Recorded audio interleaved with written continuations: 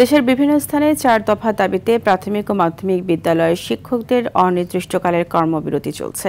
এতে স্থবির হয়ে পড়েছে শিক্ষা কার্যক্রম। তবে নগরীর একটি বিদ্যালয়ে অভিভাবকদের সহায়তায় পরীক্ষা নেওয়া হচ্ছে।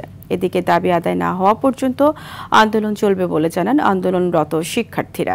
প্রতিনিধিদের পাঠানো তথ্যচিত্রে আরও জানাচ্ছেন আবরার মাহি।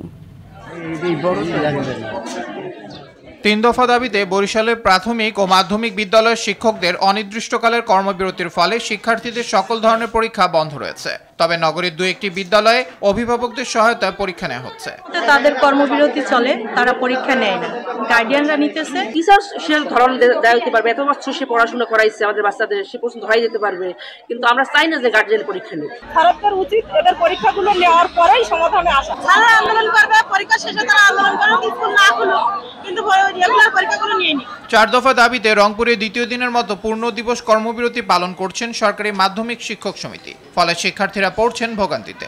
স্যারদের কর্মবিরতির জন্য আমরা পরীক্ষা দিতে পারতেছি না, এজন্য আমরা আসি আবার চলে যেতে হচ্ছে। এটা আমাদের অনেক সমস্যা হচ্ছে। পরীক্ষার সময় আন্দোলনটা না হইলেও হতো, কারণ আমাদের আর মাত্র 3টা পরীক্ষা ছিল। এই 3টা পরীক্ষা হয়ে যাওয়ার পরে হইতো, কারণ আমাদের অনেক ক্ষতি হচ্ছে। ওই নির্বাচনী পরীক্ষায় আমরা যে একটা প্রস্তুতি ছিল, অর্থাৎ এই প্রস্তুতিটা আমাদের এসএসসি পরীক্ষায় কাজে লাগতো।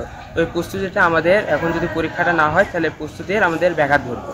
সরকারি মাধ্যমিক বিদ্যালয়ের শিক্ষকদের সাথে দীর্ঘদিনের বৈষম্যের প্রতিবাদে এবং ৪ দফা দাবিতে পটুয়াখালীতে সরকারি মাধ্যমিক শিক্ষকদের দ্বিতীয় দিনের কর্মবিরতি পালন করছে জেলা সরকারি মাধ্যমিক শিক্ষক সমিতি। ন্যায্য দাবি পূরণ না হওয়া পর্যন্ত এই কর্মবিরতি অব্যাহত থাকবে বলে জানান শিক্ষক নেতারা। কর্তৃপক্ষ কোনো আমাদের এই দৃষ্টির প্রতি সদয় হন নাই এবং আমাদের কোনো পাওনাগুলোকে সঠিকভাবে আমাদেরকে বুঝিয়ে দেননি। সচিব মহোদয়কে আজকের দিনের মধ্যেই পূরণ করে আমাদেরকে ক্লাসে ফিরে যাওয়ার জন্য আবেদন করছি।